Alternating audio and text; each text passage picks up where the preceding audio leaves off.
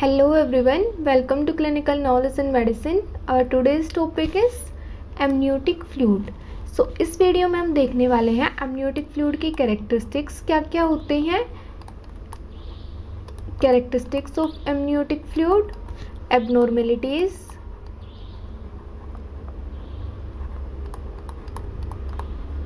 Complications, जो भी abnormalities होती हैं उनकी वजह से क्या कॉम्प्लिकेशंस हमें देखने को मिलती हैं और उनका क्या ट्रीटमेंट किया जाता है, और एमनियोटिक फ्लूइड को कैसे असेस करते हैं, असेसमेंट, ये सब हम इस वीडियो में देखने वाले हैं। सो वीडियो को पूरा देखिएगा। Let's start first with introduction. First अगर बात करें तो स्पेसिफिक ग्रेविटी, जो एमनियोटिक फ्लूइड है उसकी स्पेसिफिक ग्रेविटी की रेंज होती है 1 to 1.01। पीएच की अगर बात करें तो एमनियोटिक फ्लूइड होता है एल्केलाइन, मतलब पीएच 7 से अबोव होगी, 7 to 7.5। ओस्मोलैरिटी कितनी होती है 250 milliosmoles per litre. Rate of amniotic fluid जो टर्नओवर होता है वो होता है 500 CC per hour. 1 cc is equal to 1 ml, means 500 ml। Amniotic fluid is replaced in every 3 hours, मतलब जो एमनियोटिक फ्लूइड होता है वो हर 3 घंटे में रिप्लेस हो जाता है। कैसे? जो एमनियोटिक फ्लूइड है उसका सिक्रीशन होता है और एब्जॉर्प्शन होता है, वो हम आगे देखने वाले हैं कैसे होता है। अब वॉल्यूम की बात करते हैं तो एमनियोटिक फ्लूइड की जो वॉल्यूम 12 वीक्स पे होती है वो है 50 ml। उसके बाद मैक्सिमम हमें देखने को मिलता है 36 to 38 वीक ऑफ प्रेगनेंसी पे, जो कि है 1 लीटर। 36 to 38 वीक की प्रेगनेंसी के बाद 37 वीक पे अगर डिलीवरी होती है तो वो नॉर्मल डिलीवरी में आता है, मतलब टर्म लेबर हम उसको बोलते हैं। तो जो 38 वीक है उसके बाद जो एमनियोटिक फ्लूइड है वो डिक्रीज कर देना स्टार्ट कर देता है। जो 40 वीक की प्रेगनेंसी होगी, जो 40 वीक की प्रेगनेंसी पे जो नॉर्मल अमाउंट होगा एमनियोटिक फ्लूइड का वो होगा 800 ml। सो हमने स्पेसिफिक ग्रेविटी को देखा, पीएच को देखा, ओस्मोलैरिटी क्या होती है, rate of amniotic fluid turn our and volume at the different stages. Next बात करते हैं, अगर एमनियोटिक फ्लूइड का वॉल्यूम लेस देन 200 ml हो एट टर्म, इस कंडीशन को हम बोलते हैं ओलिगोहाइड्रोमनियोस, ओलिगोहाइड्रोमनियोस। और अगर एमनियोटिक फ्लूइड का वॉल्यूम 2 लीटर से ज़्यादा हो टर्म पे तो इस कंडीशन को बोलेंगे पॉलीहाइड्रोमनियस। ओलिगो मतलब कम और पोली मतलब ज़्यादा। सोर्स क्या रहता है, एमनियोटिक फ्लूइड आता कहाँ से है? मदर से भी आता है और फीटस से भी आता है। तो देख लेते हैं कि किस टाइम में प्रेगनेंसी के किस फेज में जो मेजर कंट्रीब्यूटर है वो क्या होता है। प्रेगनेंसी अगर लेस देन 12 वीक्स है तो जो मेजर कंट्रीब्यूटर होता है वो ultra filtrate of maternal plasma, maternal plasma से हमें देखने को मिलता है। अगर प्रेगनेंसी 12 से 20 हफ्ते की है तो जो एमनियोटिक फ्लूइड होता है वो आता है फीटल स्किन के डिफ्यूजन के थ्रू। और 20 वीक की प्रेगनेंसी के बाद जो फीटस का यूरिन होता है वही बनाता है एमनियोटिक फ्लूइड।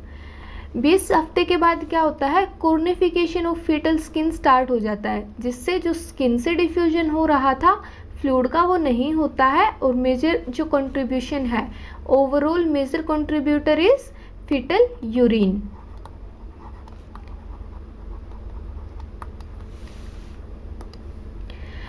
कुछ और माइनर कंट्रीब्यूटर्स भी हैं जैसे कि पल्मोनरी फ्लूइड, प्लेसेंटल फ्लूइड। जो अब बात आती है कि एमनियोटिक फ्लूइड को बैलेंस में कैसे रखता है फीटस। तो फीटस उसको बस प्रोड्यूस ही नहीं करता है बल्कि स्वेलो भी करता है। एमनियोटिक फ्लूइड को प्रोड्यूस करता है देन उसको स्वेलो कर लेता है। तो ऐसे जो 1 लीटर जो टर्म पे हमने वॉल्यूम देखा वो मेंटेन रहता है थ्रू आउट द प्रेगनेंसी। जो फीटस की स्वेलोइंग मूवमेंट है वो कब स्टार्ट हो जाती है 10 to 12 वीक ऑफ प्रेगनेंसी पे। अब सपोज 2 कंडीशंस हैं, फीटस फर्स्ट है हमारे पास, इस फीटस में कोई किडनी रिलेटेड डिफेक्ट है, किडनी रिलेटेड डिफेक्ट। इस वजह से क्या हो सकता है, यूरिन प्रोड्यूस नहीं होगा, यूरिन इज नॉट प्रोड्यूस्ड। तो एमनियोटिक फ्लूइड भी नहीं बनेगा, क्योंकि जो मेजर कंट्रीब्यूटर है वो फीटल यूरिन है। तो हमें देखने को मिलेगा ओलिगोहाइड्रोमनियोस। ओलिगोहाइड्रोमनियोस। सेकेंड कंडीशन है कि एक फीटस सेकेंड है जिसको है कोई स्वेलोइंग डिफेक्ट। स्वेलोइंग डिफेक्ट, इस वजह से क्या होगा, स्वेलो नहीं कर पाएगा baby, difficulty in swallowing.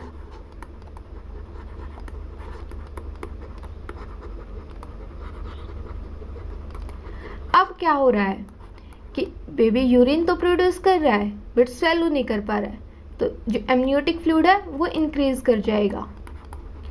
Amniotic fluid increased, इस कंडीशन को हम बोलेंगे पॉलीहाइड्रोमनियोस।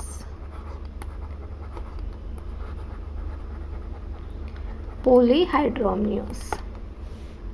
सो ओलिगोहाइड्रोमनियोस किन बेबीज में देखने को मिल सकता है, जिसमें किडनी रिलेटेड कोई इश्यूज हों, या पॉलीहाइड्रोमनियोस जिसमें कोई स्वेलोइंग रिलेटेड कोई इश्यूज हों, मतलब स्वेलो ना कर पाए, cleft lip, cleft palate, oesophageal atresia, ये सारी कंडीशंस हो सकती। अब बात करते हैं colour of amniotic fluid. Normally colourless होता है, टर्म पे हमें स्ट्रो कलर देखने को मिलता है। अब कुछ कंडीशंस होती हैं कि ग्रीन कलर अगर देखने को मिल रहा है तो क्या कंडीशन होगी। ग्रीन कलर हमें मिकोनियम की वजह से मिलता है due to biliverdin. Biliverdin present होता है और उसकी वजह से मिकोनियम का जो ग्रीन कलर है फीटल डिस्ट्रेस की कंडीशन में ये हमें देखने को मिलता है। फिर एक गोल्डन येलो कलर, ये देखने को मिलता है हमें RH इनकम्पैटिबिलिटी के केसेस में। RH इनकम्पैटिबिलिटी कब होता है, किन केसेस में देखने को मिलता है, when the mother is negative and the father is positive, then there are chances baby can be positive. So उन कंडीशंस में RH इनकम्पैटिबिलिटी देखने को मिलता है। टोबैको कलर हमें देखने को मिलता है इंट्रायूट्राइन डेथ में। सेफ्रोन या ग्रीनिश येलो कलर देखने को मिलता है पोस्टर्म प्रेगनेंसी में। पोस्टर्म प्रेगनेंसी हम कब बोलेंगे, more than 42 weeks, more than 42 weeks. और प्रीटर्म कब बोलेंगे, प्रीटर्म बोलेंगे less than 37 weeks, less than 37 week. Post term is more than 42 weeks. Dark red colour का अगर देखने को मिलता है तो एब्रिप्शियो प्लेसेंटा। एब्रिप्शियो प्लेसेंटा कौन सी कंडीशन होती है, एब्रिप्शियो प्लेसेंटा वो कंडीशन है जिसमें जो प्लेसेंटा है वो बेबी की डिलीवरी से पहले यूट्रस से सेपरेट कर जाता है। नॉर्मली प्लेसेंटा बेबी की डिलीवरी के बाद सेपरेट करता है, बट एब्रिप्शियो प्लेसेंटा में पहले सेपरेट कर जाता है यूट्रस से प्लेसेंटा बेबी की डिलीवरी से पहले। तो उस कंडीशन में हमें जो एमनियोटिक फ्लूइड का कलर देखने को मिलता है वो रेड होता है, डार्क रेड। अब बात करते हैं फंक्शंस की। जो एमनियोटिक फ्लूइड है वो यूट्रस को डिस्टेंड करके रखता है सो दैट जो बेबी को स्पेस मिलता है ग्रोथ के लिए, और एज ए शॉक एब्जॉर्बर ये एक्ट करता है एंड जो टेम्परेचर है फीटस का उसको मेंटेन करने में हेल्प करता है। क्या नहीं करता है, एमनियोटिक फ्लूइड कोई भी न्यूट्रिशन प्रोवाइड नहीं करता है फीटस को, does not provide nutrition to the fetus. फिर बात करते हैं कंपोजिशन की। कंपोजिशन की अगर बात करें तो 99% क्या होता है, वाटर, H2O। नेक्स्ट बात करते हैं असेसमेंट की। असेसमेंट कैसे करते हैं, एमनियोटिक फ्लूइड नॉर्मल है या नहीं है, तो बाय अल्ट्रासाउंड। अल्ट्रासाउंड पे क्या करते हैं कि जो फीमेल का एब्डोमेन है उसको 4 कैविटीज़ में डिवाइड कर दिया जाता है, 4 क्वाड्रेंट्स में डिवाइड कर दिया जाता है, और हर एक क्वाड्रेंट में कुछ पॉकेट्स हमें देखने को मिलती हैं। जैसे कि अब आप देख पा रहे हैं कुछ पॉकेट्स एमनियोटिक फ्लूइड की हमें देखने को मिलती हैं। तो हम क्या करते हैं, हर एक क्वाड्रेंट में जो लार्जेस्ट पॉकेट होगी, जैसे ये है, इसमें ये है, जो भी लार्जेस्ट पॉकेट होगी उनको प्लस करते हैं, AB + CD, मतलब इनको हम ऐसे नाम ले लेते हैं कि ABCD, और ये फिर आता है amniotic fluid index. Amniotic fluid index, इसकी जो नॉर्मल जो वैल्यू होती है वो होती है 5 to 24 centimetre. Less than 5 oligohydramnios, less than 5 oligohydramnios, और मोर देन 24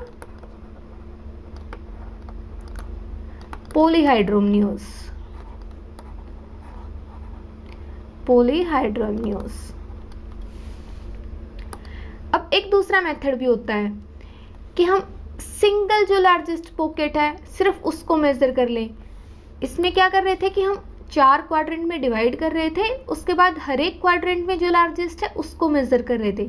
बट पूरे एब्डोमेन में जो एक सबसे लार्जेस्ट है उसको भी काउंट कर सकते हैं, वो कितनी, उसकी कितनी डेप्थ है, तो उसके जो वैल्यूज हैं वो क्या है 2 to 8 सेंटीमीटर। लेस देन 2 अगर वैल्यू है ओलिगोहाइड्रोमनियोस, मोर देन 8 अगर है पॉलीहाइड्रोमनियोस। हमारे पास अल्ट्रासाउंड के थ्रू 2 मेथड्स हैं, या तो एब्डोमेन है जो उसको 4 क्वाड्रेंट में डिवाइड कीजिए, देन जो लार्जेस्ट पॉकेट है ईच क्वाड्रेंट की उनका सम कीजिए, या फिर पूरे एब्डोमेन का जो लार्जेस्ट पॉकेट है उसकी जो डेप्थ है उसको मेजर कीजिए। ऐसे हम देख सकते हैं। अब बात करते हैं कि ओलिगोहाइड्रोमनियोस और पॉलीहाइड्रोमनियोस में डिफरेंस क्या है। ओलिगोहाइड्रोमनियोस हम कब बोलेंगे, जब टर्म पे लेस देन 200 ml है। पॉलीहाइड्रोमनियोस जब मोर देन 2 लीटर है, मतलब 2000 ml।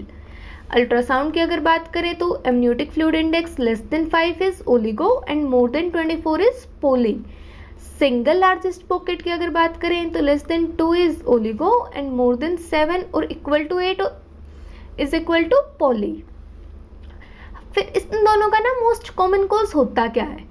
अगर ये माइल्ड कंडीशन में देखने को मिलते हैं तो मोस्ट कॉमन कॉज है इडियोपैथिक, मतलब अननोन है, ओलिगोहाइड्रोमनियोस का भी और पॉलीहाइड्रोमनियोस का भी।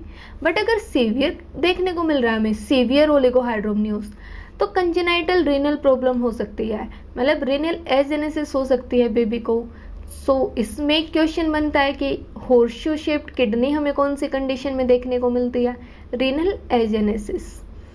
देन पॉलीहाइड्रोमनियोस क्यों हो सकता है, मैंने पहले भी बताया कि स्वेलोइंग डिफेक्ट अगर कोई होगा, जैसे एसोफेगल एट्रेसिया होगा, डुओडेनल एट्रेसिया या इंटेस्टाइनल ऑब्स्ट्रक्शन अगर है, तो इस वजह से जो बेबी है वो स्वेलो नहीं करेगा, और जो एमनियोटिक फ्लूइड है वो प्रोड्यूस तो हो रहा है, स्वेलो नहीं करेगा तो उसका अमाउंट इंक्रीज करेगा।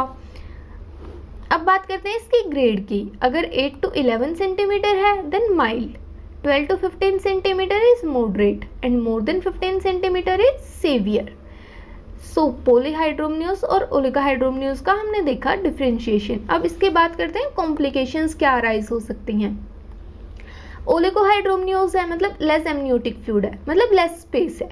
स्पेस लेस होने की वजह से क्या होगा, जो फीटस के पार्ट है वो ग्रो नहीं कर पाएंगे, फीटस के पार्ट्स ग्रो नहीं कर पाएंगे, मतलब लंग्स भी प्रॉपरली ग्रो नहीं कर पाएंगे, जिसकी वजह से हमें क्या देखने को मिलेगा, पल्मोनरी हाइपोप्लेसिया, जो कि मोस्ट कॉमन कॉम्प्लिकेशन है ओलिगोहाइड्रोमनियोस की वजह से।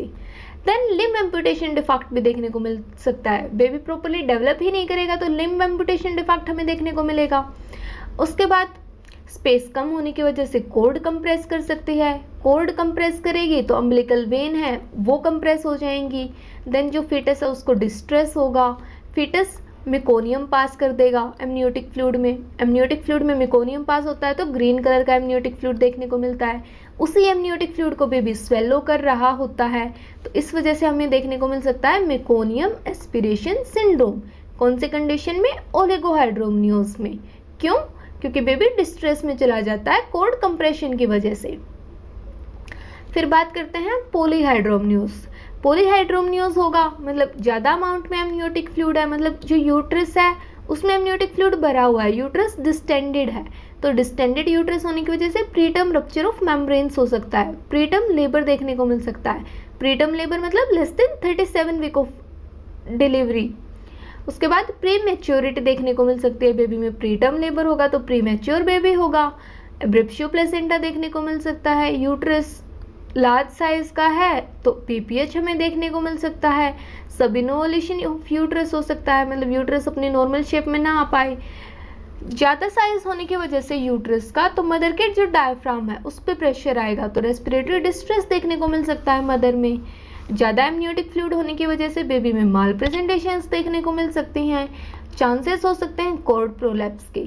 सो ये सारी कॉम्प्लिकेशंस हैं जो हमें देखने को मिलती हैं पॉलीहाइड्रोमनियोज में। अब कॉम्प्लिकेशंस को हमने देख लिया, तो ट्रीट कैसे करेंगे। ट्रीटमेंट के लिए अगर हम बात करें ओलिगोहाइड्रोमनियोज की, ओलिगोहाइड्रोमनियोज में क्या है, अमाउंट कम है एमनियोटिक फ्लूइड का, तो हम एमनियो इन्फ्यूजन करेंगे, मतलब नॉर्मल सलाइन हम इन्फ्यूज़ करेंगे। नॉर्मल सलाइन का टेम्परेचर है वो 37 डिग्री सेल्सियस रखेंगे, और जो हम इन्फ्यूज़ कर रहे होंगे during this procedure the intrauterine pressure should not be more than 25 mm of Hg, मतलब हमें प्रेशर को भी मॉनिटर करना है ड्यूरिंग द इन्फ्यूजन। ओलिगोहाइड्रोमनियोज को हम ट्रीट कर सकते हैं एमनियो इन्फ्यूजन के थ्रू। फिर बात करते हैं पॉलीहाइड्रोमनियोज। पॉलीहाइड्रोमनियोज की जो ड्रग है वो यूज़ कर सकते हैं हम indomethacin, but there is side effect. Indomethacin से क्या होता है, जो क्लोजर है डक्टस आर्टरियोसिस का वो प्रीमेच्योर क्लोजर होता है, सो यूज़ नहीं की जाती है। It can be use but side effects की वजह से यूज़ नहीं करते हैं। देन एमनियोसेंटेसिस, एमनियोसेंटेसिस कर सकते हैं done under the guidance of ultrasound. Ultrasound guided amniocentesis होती है। देन एमनियोसेंटेसिस अगर करेंगे, एमनियोटिक फ्लूइड को रिमूव कर रहा है, तो फीटस की हार्ट जो बीट है, फीटस हार्ट साउंड्स हमें देखने होते हैं, फीटल हार्ट रेट हमें देखना होता है, मदर को प्रोसीजर एक्सप्लेन करना होता है, इन सारी चीज़ों का हम ध्यान रखेंगे।